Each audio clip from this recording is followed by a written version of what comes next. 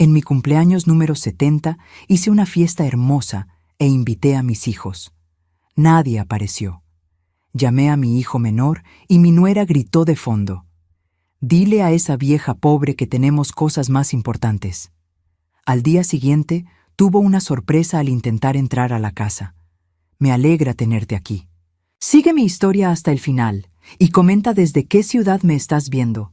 Así podré ver hasta dónde ha llegado mi historia. Me llamo Francisca y tengo 70 años. Nunca pensé que llegaría a esta edad sintiéndome tan invisible en mi propia familia. Pero esa mañana del 15 de marzo, mientras preparaba mi fiesta de cumpleaños, todavía guardaba esperanza en el corazón. Había pasado 3 días limpiando cada rincón de la casa, preparando los platillos favoritos de mis hijos. La mesa del comedor lucía perfecta con el mantel bordado que había hecho yo misma hace años, las servilletas dobladas con cuidado y los platos de la vajilla buena que solo sacaba en ocasiones especiales. El aroma del mole poblano llenaba toda la cocina, ese mismo mole que Carlos, mi hijo mayor, siempre decía que nadie hacía como yo. Las horas pasaron lentamente. A las 6 de la tarde, cuando todos debían llegar, me senté en la sala mirando hacia la ventana. Cada ruido de motor me hacía saltar del sillón, pensando que por fin llegaban. Pero los autos pasaban de largo frente a mi casa. A las 7, el silencio se había vuelto ensordecedor. Los platillos se enfriaban en la cocina y las velas que había puesto en el pastel comenzaban a derretirse. Mi corazón latía con tanta fuerza que podía escucharlo en mis oídos. Tomé el teléfono con manos temblorosas y marqué el número de Carlos. «¿Bueno?», contestó su voz, pero sonaba distraída, como si estuviera viendo televisión. «Carlos, hijo, soy yo. ¿Ya vienen en camino? La cena está lista desde hace rato». Hubo una pausa larga. Pude escuchar voces de fondo, risas, el sonido del televisor. «Ay, mamá, se me olvidó por completo. Estamos en casa de los compadres. Sofía organizó una reunión. Sofía, mi nuera, la mujer que desde el día que se casó con Carlos me había hecho sentir como una extraña en mi propia familia. Pero hijo, es mi cumpleaños. Preparé toda la comida que les gusta. Limpié la casa». «Mamá, no te pongas dramática. Ya sabes cómo son estas cosas. La próxima vez avísanos con más tiempo». ¿Más tiempo? Les había recordado durante semanas. Había llamado a cada uno de mis 4 hijos para confirmar que vinieran. Todos habían dicho que sí. ¿Y los demás? Ana, Roberto, Miguel, ¿tampoco van a venir? «No sé, mamá. Cada quien anda en lo suyo. Tú ya entiendes». No entendía. No entendía cómo había criado a 4 hijos que ahora me trataban como si fuera una carga, como si mi cumpleaños número 70 fuera solo una molestia en sus vidas ocupadas. «Está bien, hijo. Que se diviertan». «Mamá, no te pongas así. Luego pasamos a verte». Colgué el teléfono sabiendo que luego significaba nunca. Me quedé sentada en el sillón de la sala, rodeada del silencio y del aroma de toda esa comida que nadie vendría a comer. Pero algo dentro de mí no podía aceptarlo. Tomé el teléfono otra vez y llamé a Miguel, mi hijo menor. Siempre había sido el más cariñoso, el que más tiempo pasaba conmigo cuando era niño. El teléfono sonó varias veces antes de que contestara. «¿Qué pasó, ma?» «Miguel, mijo, ¿vienes a cenar? Es mi cumpleaños y preparé todo lo que les gusta». Escuché movimiento del otro lado, como si estuviera alejando el teléfono de su oído. Luego, clara como el agua, la voz de Sofía gritando en el fondo: «Dile a esa vieja pobre que tenemos cosas más importantes que hacer». El mundo se detuvo. Esas palabras se clavaron en mi pecho como dagas. Esa vieja pobre. Así me veía mi nuera. Así me veían todos. Miguel regresó al teléfono, su voz incómoda. «Ma, ahorita no puedo. Tengo compromisos». «Está bien, hijo. Que tengan buena noche». Colgué y me quedé ahí sentada, sintiendo cómo las lágrimas comenzaban a rodar por mis mejillas. 70 años de vida, 50 años dedicados completamente a mis hijos. Y esto era lo que tenía. Una mesa llena de comida fría y la certeza de que para mi propia familia yo no era más que esa vieja pobre que los molestaba con sus necesidades. Me levanté lentamente y caminé hacia la cocina. Guardé toda la comida en recipientes, limpié los platos que nadie había usado, apagué las velas del pastel que nadie había cantado. Con cada movimiento, sentía como si algo dentro de mí se estuviera rompiendo. Esa noche me acosté temprano, pero no pude dormir. Las palabras de Sofía resonaban una y otra vez en mi cabeza. Esa vieja pobre. ¿Pobre? ¿Realmente creían que era pobre? Si supieran la verdad. Por primera vez en años, pensé en todos los sacrificios que había hecho, en las noches que me quedé despierta cuidando a sus hijos enfermos, en el dinero que había gastado en sus estudios, en las veces que dejé de comprarme ropa para poder darles lo que necesitaban. Y ahora, cuando lo único que quería era pasar mi cumpleaños con ellos, ni siquiera eso merecía. Algo cambió esa noche. Algo se rompió, pero también algo se despertó. Mientras miraba el techo en la oscuridad, tomé una decisión. No iba a seguir siendo esa vieja pobre que se conformaba con las migajas de cariño que me daban. Era hora de que supieran quién era realmente Francisca Morales. Los días siguientes a mi cumpleaños pasaron como una neblina gris. No podía quitarme de la cabeza las palabras de Sofía, esa vieja pobre. Cada vez que las recordaba, sentía una mezcla de dolor y rabia que no sabía cómo manejar. Me encontré haciendo algo que no había hecho en años, revisar viejas fotografías. Saqué las cajas de cartón del closet de mi recámara, esas que guardaban décadas de recuerdos. Con cada imagen que veía, me daba cuenta de cuánto había cambiado mi lugar en la familia. Ahí estaba yo a los 25 años, recién casada con Fernando, cargando a Carlos bebé. En esa época mis ojos brillaban con esperanza. Fernando trabajaba en la construcción y yo me dedicaba completamente al hogar. Éramos pobres, eso era cierto, pero éramos felices, o al menos yo lo era. Pasé la página del álbum y vi una foto de cuando Carlos tenía 5 años y acababa de nacer Ana. Yo me veía cansada pero sonriente, con mi niña en brazos mientras Carlos se aferraba a mi falda. Fernando ya había empezado a beber más de la cuenta para esos años, pero yo seguía creyendo que todo iba a mejorar. Las siguientes fotos me mostraron la llegada de Roberto y después de Miguel. 4 hijos en 8 años. Mi juventud se fue en pañales, biberones y noches sin dormir. Fernando cada vez estaba menos presente, ya fuera por el trabajo o por la botella.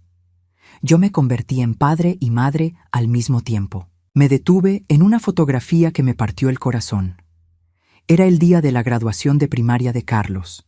Ahí estaba yo, con un vestido que había mandado a arreglar 3 veces porque no tenía dinero para uno nuevo, aplaudiendo orgullosa mientras mi hijo recibía un reconocimiento por ser el mejor estudiante. Fernando no apareció ese día. Estaba borracho en algún bar del pueblo. Seguí pasando páginas y recordé todas las veces que tuve que elegir entre mis necesidades y las de mis hijos. Cuando Carlos quería ir al campamento de verano y yo vendí mi único anillo de oro para pagarlo. Cuando Ana necesitaba zapatos nuevos para la escuela y yo seguí usando mis zapatos rotos otros 6 meses. Cuando Roberto se enfermó de neumonía y yo me quedé 3 días sin comer para poder pagar las medicinas. Pero no era solo el dinero, era todo. Mi tiempo, mi energía, mis sueños. Antes de casarme, yo había querido estudiar para maestra. Me encantaba la idea de enseñar a los niños, de hacer la diferencia en sus vidas. Pero cuando llegó Carlos, archivé ese sueño para siempre. Mi misión era ser madre, y eso requería todo de mí. Llegué a las fotos de cuando Fernando se enfermó. Cáncer de hígado, me dijo el doctor. Demasiados años de alcohol habían cobrado su precio. Durante 2 años lo cuidé día y noche. Le daba sus medicinas, lo bañaba, lo alimentaba, le cambiaba los pañales cuando ya no podía ir al baño solo. Mis hijos ya estaban grandes para entonces, pero ninguno se ofreció a ayudarme. Tú siempre has sido buena para esas cosas, ma, me decía Carlos cuando le pedía que se quedara aunque fuera una noche. Cuando Fernando murió, Pensé que por fin podría tener un poco de paz, pero no fue así. Ahora era la abuela disponible las 24 horas. Carlos y Sofía comenzaron a dejar a sus hijos conmigo cada fin de semana. «Es que necesitamos tiempo para nosotros», decían. Ana hacía lo mismo con sus gemelos. Roberto me traía a su hija cuando tenía que viajar por trabajo. Y Miguel, bueno, Miguel simplemente aparecía cuando necesitaba dinero. Guardé las fotografías y me dirigí a la cocina a prepararme un café. Mientras esperaba a que hirviera el agua, miré por la ventana hacia el patio trasero. Ahí estaba el columpio que Fernando había instalado para los nietos. Recordé todas las tardes que había pasado empujándolos, escuchando sus risas, sintiéndome útil y querida. Pero, ¿cuándo había sido la última vez que uno de ellos había venido solo a visitarme? ¿Cuándo había sido la última vez que alguno de mis hijos había llamado solo para saber cómo estaba, sin necesitar algo de mí? Me senté en la mesa de la cocina con mi taza de café y sentí el peso de los años. 70 años de edad y no tenía nada que fuera mío. Ni siquiera mi propia dignidad, aparentemente. Pero entonces recordé algo. Algo que había mantenido en secreto durante años. Algo que ni siquiera Fernando había sabido completamente. Cuando mi madre murió hace 15 años, me había dejado unos terrenos en las afueras del pueblo. Terrenos que ahora, según había escuchado, valían mucho dinero por el desarrollo urbano que había llegado a la zona. Yo había puesto esas propiedades a nombre de mis hijos inmediatamente, sin decirles. Pensé que era lo correcto, que así tendrían seguridad económica para sus familias. Pero nunca llegué a firmar la transferencia definitiva. Los papeles seguían en mi cajón, esperando mi decisión final. En ese momento, tomando mi café en la soledad de mi cocina, me di cuenta de algo. Quizás no era tan pobre como Sofía pensaba. Quizás tenía más poder del que había creído durante todos estos años. Me levanté y fui hacia mi recámara. Abrí el cajón del buró donde guardaba mis documentos importantes. Ahí estaban, amarillentos por el tiempo, pero legalmente válidos, los papeles de los terrenos que mi madre me había dejado. Terrenos que ahora podrían valer una fortuna. Por primera vez en días, sonreí. Quizás era hora de que Francisca Morales dejara de ser esa vieja pobre y se convirtiera en la mujer que siempre había tenido el derecho de ser. La semana después de mi cumpleaños, decidí hacer algo que llevaba años posponiendo: organizar todos mis papeles importantes. No era solo por los documentos de los terrenos que había encontrado, sino porque necesitaba entender exactamente qué tenía y qué no tenía.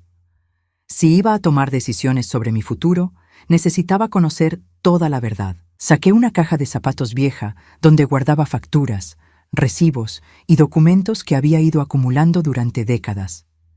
La puse sobre la mesa del comedor y comencé a separar todo por categorías: facturas de luz, recibos de agua, documentos del banco, papeles de seguros y, al fondo, envueltos en una bolsa de plástico, los documentos que mi madre me había dado antes de morir. Mi madre, Esperanza Morales, había sido una mujer muy diferente a mí. Mientras yo me dedicaba completamente a mi familia, ella siempre había sido más práctica, más independiente. Había trabajado toda su vida vendiendo comida en el mercado y había logrado comprar varios terrenos pequeños en las afueras del pueblo. «La tierra es lo único que nunca te va a fallar, mija», me decía siempre. Cuando ella murió, yo estaba tan sumida en el cuidado de Fernando que apenas presté atención a los papeles que me entregó el notario. Los guardé prometiéndome que los revisaría después, pero ese después se había convertido en 15 años. Ahora, con mis lentes de leer puestos, comencé a estudiar cada documento cuidadosamente. El primer terreno estaba ubicado en lo que ahora era la zona más comercial del pueblo. Según el papel, tenía 2.000 metros cuadrados. El segundo estaba cerca de la nueva carretera federal y el tercero me dejó sin aliento. Era un terreno de 5.000 metros cuadrados exactamente donde ahora estaba el centro comercial más grande de la región. Ese centro comercial que mis propios hijos visitaban cada fin de semana, donde Sofía compraba su ropa cara, donde mis nietos iban al cine. Con manos temblorosas, busqué en mi bolsa el periódico local de la semana pasada. Había visto un anuncio de venta de terrenos en esa zona. Cuando encontré el precio por metro cuadrado, tuve que sentarme y calcular 3 veces para asegurarme de que no me estaba equivocando. Si mis cálculos eran correctos, solo ese terreno donde estaba el centro comercial valía más de 10 millones de pesos. Sentí que el mundo giraba a mi alrededor. Durante 15 años había vivido contando cada peso, preocupándome por las cuentas de la luz, vendiendo mis pocas pertenencias cuando mis hijos necesitaban dinero, y todo este tiempo había sido dueña de una fortuna. Pero había algo más que necesitaba verificar. Recordé vagamente que cuando quise transferir las propiedades a nombres de mis hijos, el notario me había explicado algo sobre un proceso legal que nunca completé. Busqué entre los papeles hasta encontrar una carpeta café que contenía documentos del despacho del licenciado Herrera. El licenciado Herrera había sido el abogado de mi madre y después mío. Era un hombre mayor, de la vieja escuela, que siempre me había tratado con respeto. Cuando Fernando murió, él se había encargado de todos los trámites sin cobrarme casi nada porque conocía mi situación económica. En la carpeta encontré una carta que él me había escrito hace 5 años, después de que yo le mencionara mi intención de heredar las tierras a mis hijos. La carta decía textualmente: «Señora Francisca, como le expliqué en el despacho, la transferencia de las propiedades requiere su firma ante notario y la presencia de los beneficiarios. Mientras esto no suceda, usted sigue siendo la única propietaria legal de los terrenos. Le recomiendo que piense bien esta decisión, ya que una vez hecha la transferencia, será irreversible». Releí la carta varias veces. Yo seguía siendo la propietaria legal. Nunca había transferido nada. Durante todos estos años, mientras vivía como una mujer pobre, había sido millonaria sin saberlo. Me quedé sentada en esa silla durante horas, procesando toda la información. Pensé en todas las veces que mis hijos me habían hecho sentir como una carga. En las ocasiones en que Sofía había hecho comentarios sobre mi ropa vieja, mi casa pequeña, mi estilo de vida. En las veces que Carlos había suspirado con fastidio cuando le pedía que me llevara al doctor porque no tenía carro. Recordé el año pasado, cuando Miguel perdió su trabajo y vino a pedirme dinero prestado. Yo le di los últimos 3,000 pesos que tenía ahorrados, dinero que había juntado peso por peso durante meses. Él me prometió que me los devolvería en cuanto encontrara trabajo, pero nunca lo hizo. Cada vez que le preguntaba me decía: «Ay, ma, tú sabes que ando batallando, luego te pago». Y Sofía que me veía como esa vieja pobre, mientras yo era dueña de terrenos que valían más de lo que ella ganaría en toda su vida, trabajando en esa boutique donde se daba aires de importante. Esa noche no pude dormir. Daba vueltas en la cama pensando en todas las posibilidades que se abrían ante mí. Podía vender los terrenos y vivir cómodamente el resto de mis días. Podía viajar, conocer lugares que siempre había soñado ver. Podía comprarme ropa nueva, un carro, una casa más grande. Pero también pensé en mis hijos. Durante 70 años, mi felicidad había dependido de la de ellos. ¿Podría realmente cambiar eso ahora? Al día siguiente, muy temprano, llamé al despacho del licenciado Herrera. Su secretaria me dijo que él ya se había retirado, pero que su hijo, el licenciado Herrera Jr., había tomado el control de todos los casos. Pedí una cita para esa misma tarde. El despacho había cambiado mucho desde la última vez que había estado ahí. Ahora tenía computadoras, muebles modernos y una secretaria joven que me ofreció café mientras esperaba. Cuando el licenciado Herrera Jr. me recibió, me recordó mucho a su padre. Era amable, paciente y directo. «Señora Francisca, qué gusto verla. Mi padre siempre habló muy bien de usted. ¿En qué puedo ayudarla?» Le expliqué mi situación. Le mostré todos los documentos que había encontrado y le pregunté sobre el valor actual de las propiedades. Él revisó todo cuidadosamente, hizo algunas llamadas telefónicas y después de 1 hora me dio la noticia que cambiaría mi vida para siempre. «Señora Francisca, felicidades. Usted es dueña de propiedades que valen aproximadamente 15 millones de pesos. Y como nunca se completó la transferencia a sus hijos, Usted tiene el control total sobre qué hacer con ellas. 15 millones de pesos. La mujer a la que llamaban vieja pobre era millonaria. Salí del despacho caminando como en una nube. Por primera vez en mucho tiempo tenía opciones, tenía poder. Y más importante aún, tenía la oportunidad de decidir quién merecía realmente mi generosidad. Los días que siguieron a mi visita con el licenciado Herrera Jr. fueron los más extraños de mi vida. Por fuera, todo seguía igual. Me levantaba temprano, hacía mis quehaceres domésticos, veía mis telenovelas en la tarde, pero por dentro, algo había cambiado completamente. Era como si hubiera despertado de un sueño de 70 años. Decidí no decirle nada a nadie sobre el descubrimiento de las propiedades. Necesitaba tiempo para pensar, para planear, para decidir qué hacer exactamente. Durante toda mi vida había actuado impulsivamente cuando se trataba de mis hijos, siempre dando sin pensar en las consecuencias. Esta vez sería diferente.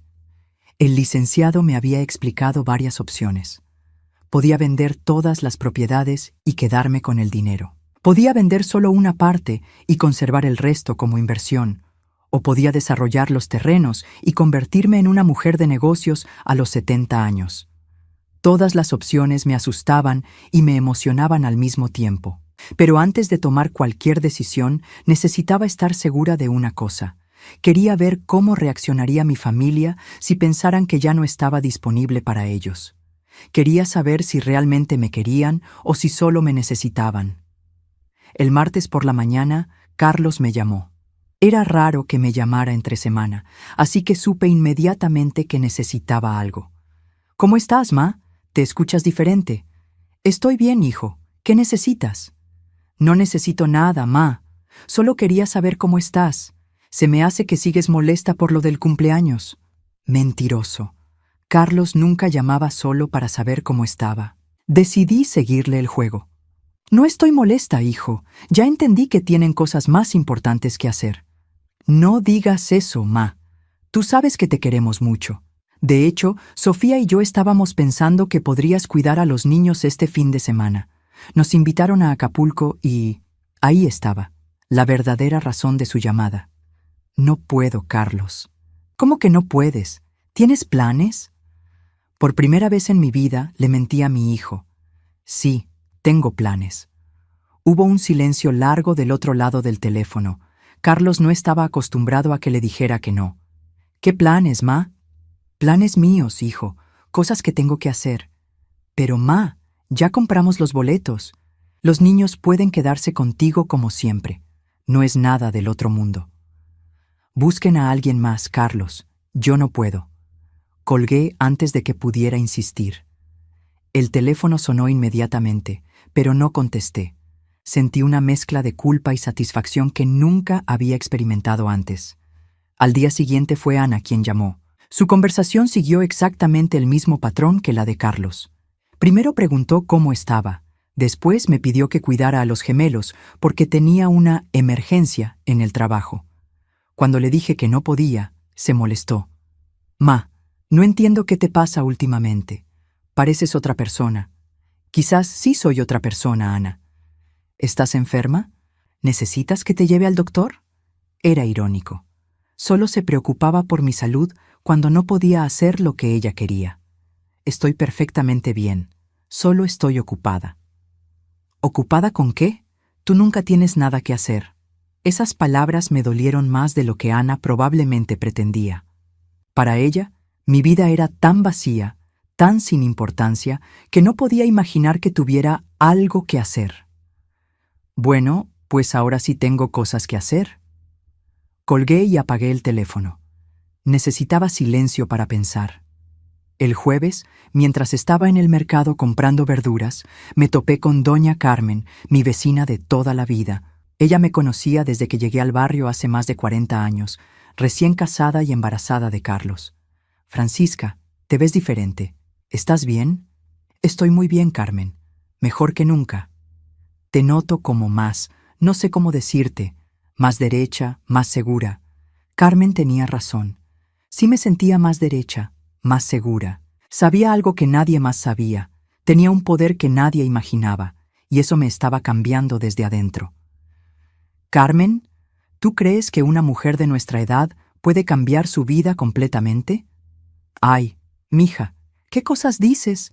A nuestra edad, ya lo que uno puede hacer es esperar a morirse con dignidad. Pero yo no quería morirme con dignidad. Quería vivir con dignidad. Y por primera vez en 70 años, tenía los medios para hacerlo. Esa tarde, el licenciado Herrera Jr. me llamó. Señora Francisca, tengo noticias importantes. Una empresa constructora se enteró de que usted es la propietaria del terreno donde está el centro comercial y quieren hacer una oferta formal para comprarlo. Están ofreciendo 18 millones de pesos. 18 millones, más de lo que habíamos calculado inicialmente.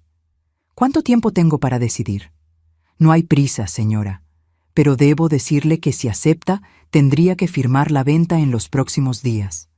También debo preguntarle, ¿ha hablado con sus hijos sobre esto? No, y no pienso hacerlo por ahora.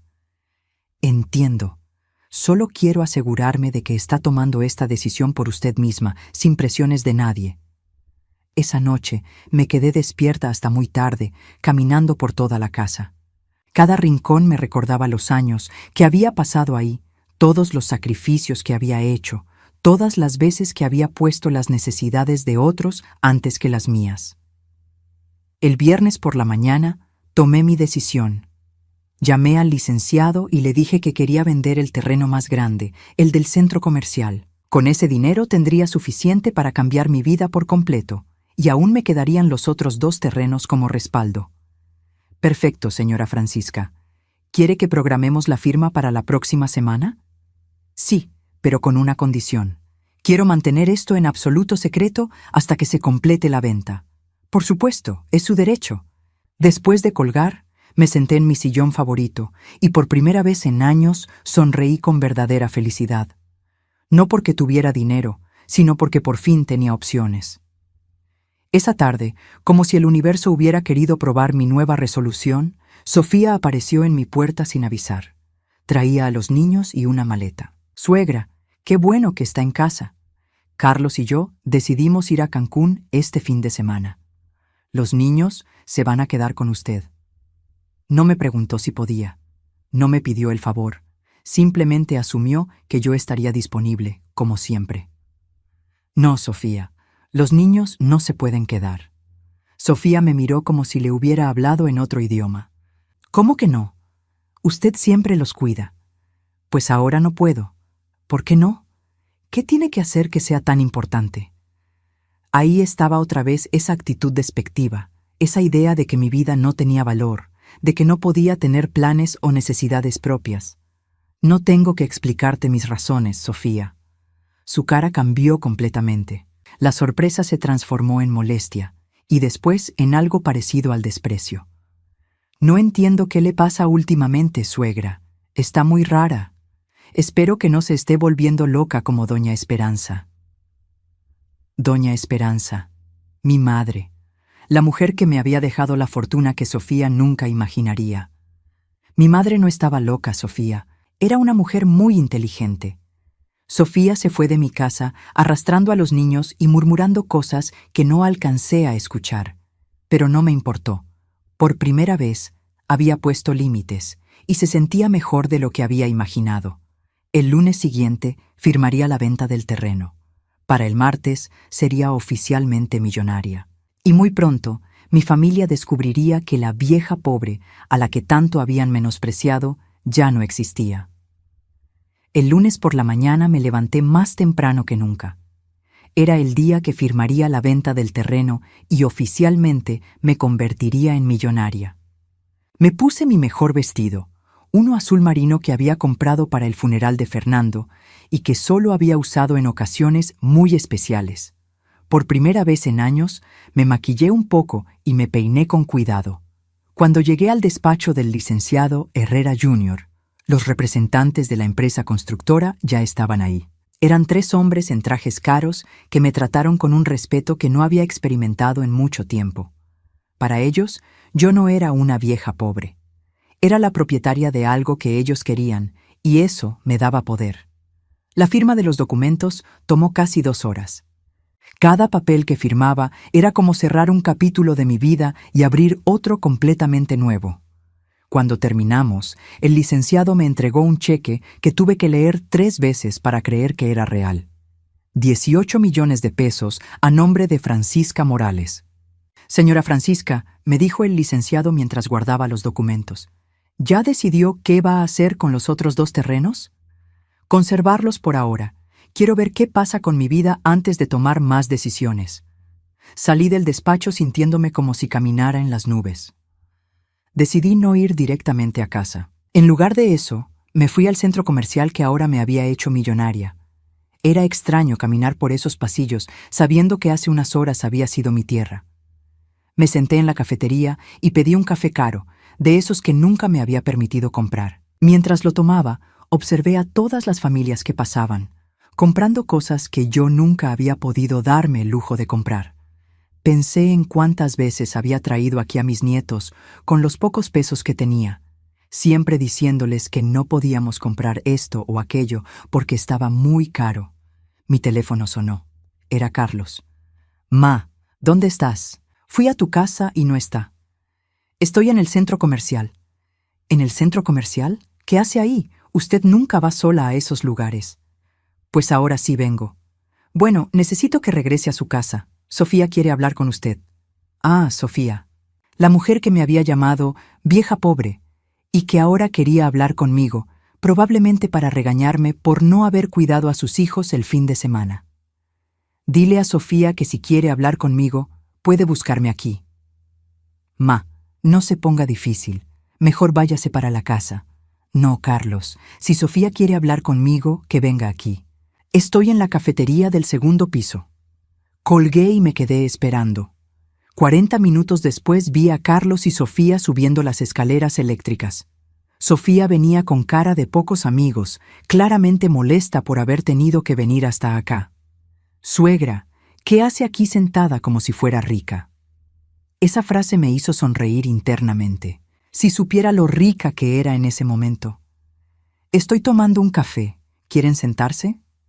Carlos se sentó a mi lado, pero Sofía se quedó de pie, con los brazos cruzados. «Mire, suegra, no sé qué le pasa últimamente, pero necesita regresar a la normalidad. El fin de semana nos dejó colgados. No pudimos ir a nuestro viaje porque usted se puso caprichosa». «No me puse caprichosa, Sofía. Simplemente tenía otros planes». «¿Qué planes?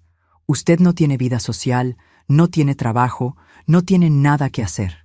Su única responsabilidad es ayudar a la familia cuando la necesitamos». Cada palabra era como una bofetada, pero esta vez no me dolían.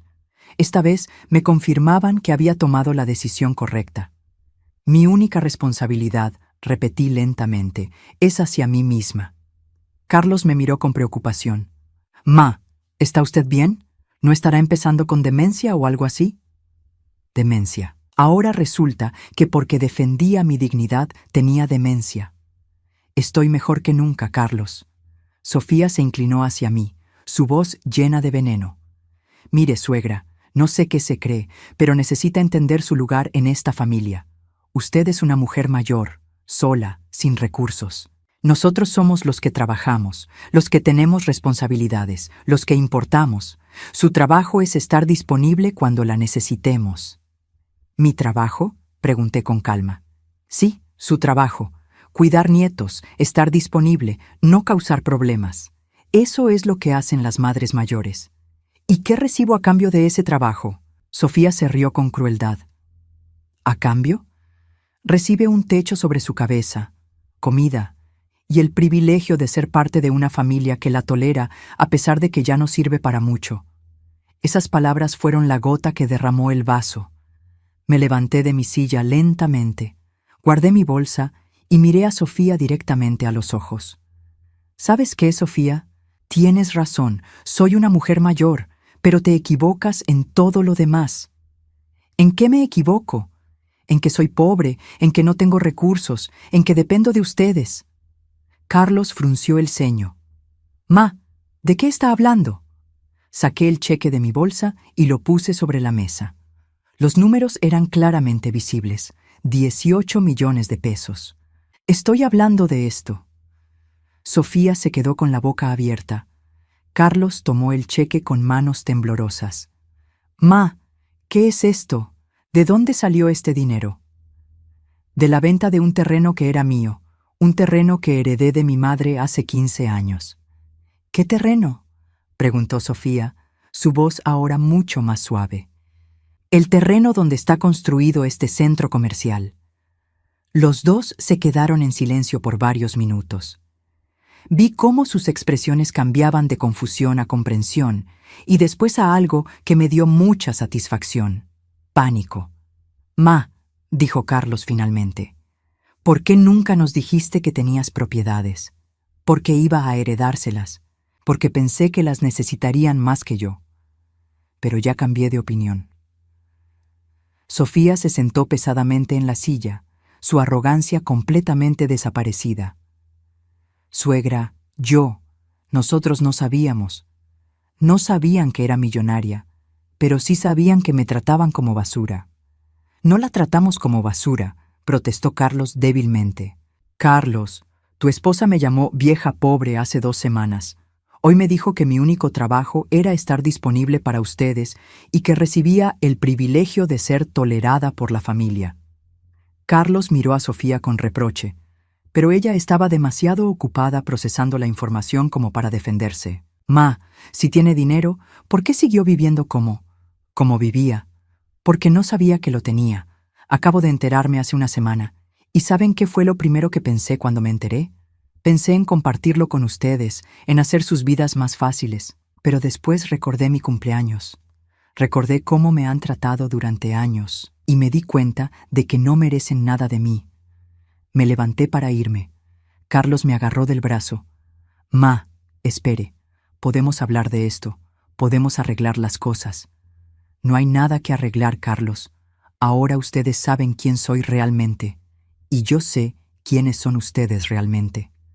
Caminé hacia las escaleras eléctricas sin voltear atrás. Por primera vez en mi vida, yo era la que se iba. Yo era la que tenía el poder. Cuando llegué a casa, ya tenía 5 llamadas perdidas de Ana, 3 de Roberto y 2 de Miguel. La noticia viajaba rápido en la familia.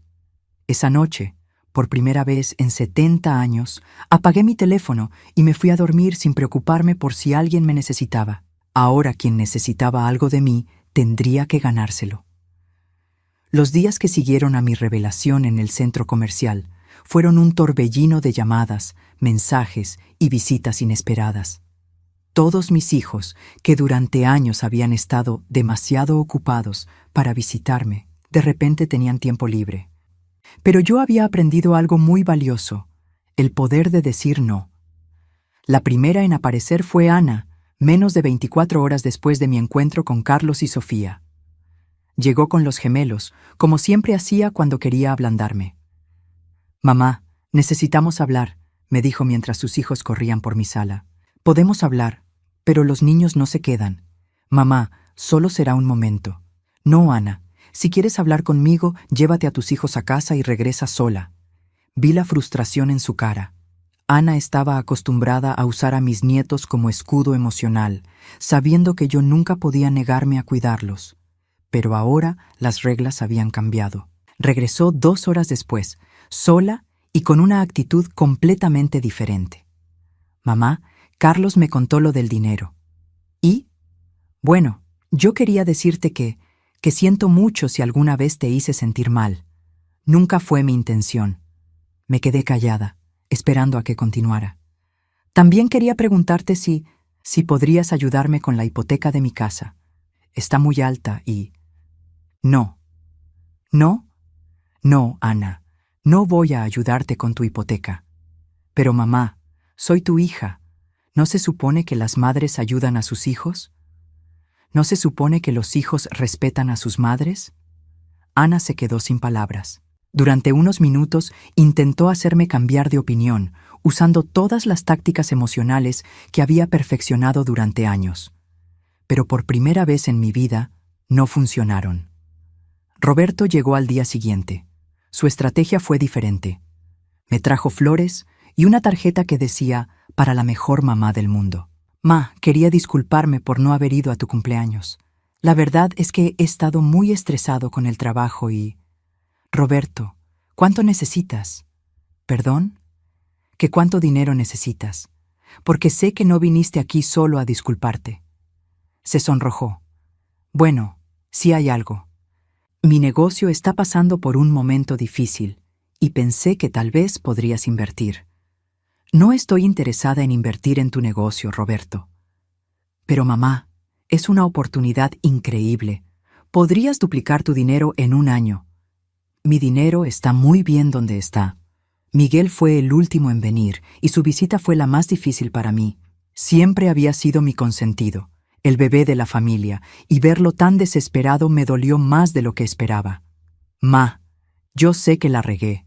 Sé que no he sido el mejor hijo, pero necesito tu ayuda. Tengo deudas, estoy a punto de perder mi departamento y... ¿Dónde está Sofía?, le pregunté. ¿Qué?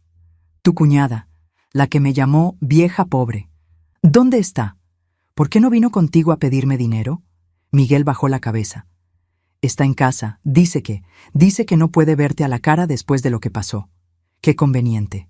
Ma, por favor, solo necesito 100,000 pesos, es todo. Te prometo que... Miguel, ¿tú me respetas? La pregunta lo tomó por sorpresa. Claro que te respeto, ma.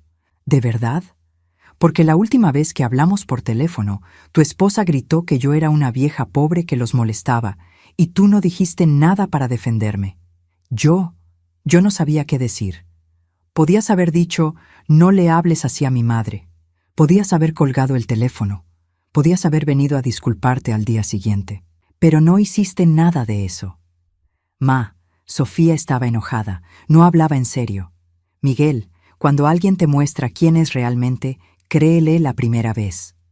Esa noche, después de que Miguel se fue con las manos vacías, me senté en mi cocina y tomé la decisión más importante de mi vida. No iba a darle dinero a ninguno de mis hijos. No porque no los amara, sino precisamente porque los amaba lo suficiente como para no seguir permitiendo que me faltaran al respeto. Al día siguiente, hice algo que había estado posponiendo durante semanas. Fui a ver casas en venta. Con 18 millones de pesos, podía comprar algo mucho mejor que mi pequeña casa del barrio donde había vivido durante 40 años. La casa que encontré estaba en una zona residencial nueva, con jardín, garage para 2 carros y una cocina hermosa. Era lo que siempre había soñado, pero nunca me había atrevido a imaginar que podría tener. ¿Estás segura de que quiere algo tan grande?, me preguntó la agente de bienes raíces. Es mucho mantenimiento para una persona sola. Estoy muy segura, le respondí, y no voy a estar sola. Voy a estar conmigo misma, y eso es muy buena compañía. La compra de la casa tomó 3 semanas. Durante ese tiempo, mis hijos intentaron diferentes estrategias para hacerme cambiar de opinión sobre el dinero. Carlos vino con sus hijos para ablandarme. Ana trajo a los gemelos vestidos con su mejor ropa para impresionarme.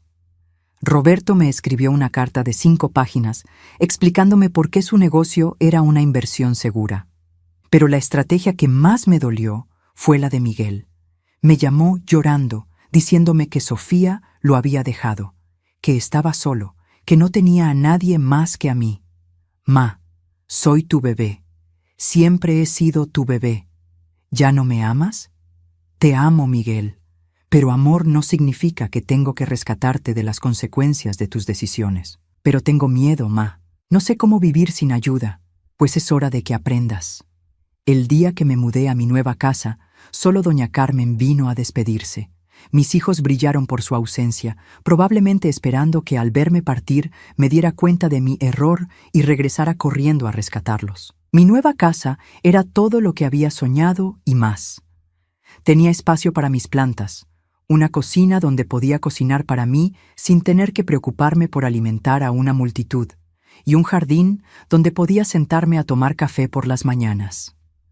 2 meses después de mudarme, decidí hacer algo que nunca había hecho en mi vida: viajar. Siempre había querido conocer el mar, pero nunca había tenido ni el dinero ni el tiempo. Ahora tenía ambos.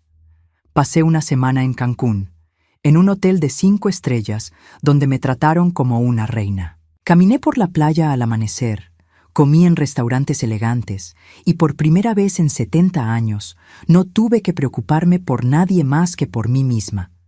Cuando regresé del viaje, tenía 12 mensajes de voz esperándome. Todos de mis hijos, todos con el mismo tono desesperado. Carlos había perdido su trabajo. Ana estaba divorciándose y necesitaba dinero para abogados. Roberto había cerrado su negocio. Miguel había sido desalojado de su departamento. Los escuché todos, uno por uno, y después borré los mensajes sin devolver ninguna llamada. Esa noche, mientras cenaba en mi hermosa cocina nueva, pensé en algo que mi madre me había dicho muchos años atrás. Mija, la familia que te respeta es la familia que mereces. La que no te respeta, déjala ir. Mi madre había tenido razón sobre muchas cosas, sobre la importancia de tener propiedades, sobre el valor de la independencia y sobre todo, sobre el hecho de que el amor sin respeto no es amor en absoluto. 3 meses después, Ana apareció en mi puerta. Venía sola, sin los niños, y por primera vez en años me habló con verdadero respeto. Mamá, no vengo a pedirte dinero, vengo a pedirte perdón. La invité a pasar y preparé café para las 2. Mamá, he estado reflexionando mucho sobre cómo te tratamos. Tienes razón, no te respetábamos. Te veíamos como algo garantizado, como si fueras un mueble más de la casa. ¿Y qué cambió? Al principio solo estaba enojada porque no nos diste dinero. Pero después me di cuenta de algo. Tú nos criaste para ser independientes, para valernos por nosotros mismos. Y en algún momento, nosotros decidimos que era más fácil depender de ti que ser realmente independientes. Era la conversación más honesta que había tenido con cualquiera de mis hijos en años. Ana, te perdono, pero las cosas no pueden volver a ser como antes. Lo entiendo. Solo quiero que sepas que te amo y que lamento haber tardado tanto en darme cuenta de que el dinero no era lo importante. Lo importante era perderte a ti. Esa conversación marcó el inicio de una nueva relación con Ana. No volvimos a la dinámica anterior, donde ella me usaba como niñera gratuita, pero sí comenzamos a construir algo nuevo, algo basado en respeto mutuo. Carlos eventualmente también vino a disculparse, aunque tomó más tiempo y fue menos sincero que Ana. Roberto y Miguel siguieron llamando ocasionalmente, pero siempre pidiendo dinero, así que eventualmente dejé de contestar sus llamadas. Hoy, 2 años después de aquel cumpleaños desastroso, vivo en una hermosa casa. Viajo cuando quiero y tengo relaciones sanas con aquellos miembros de mi familia que aprendieron a respetarme. No soy la matriarca que se sacrifica en silencio. Soy Francisca Morales, una mujer de 72 años que finalmente aprendió a valorarse a sí misma. Y Sofía, la mujer que me llamó vieja pobre, ahora trabaja doble turno en una maquiladora porque Miguel no puede mantenerla con el estilo de vida al que estaba acostumbrada. A veces la veo en el supermercado y siempre baja la mirada cuando nuestros ojos se cruzan. La vida tiene una forma curiosa de hacer justicia y yo, por fin, estoy viviendo la mía.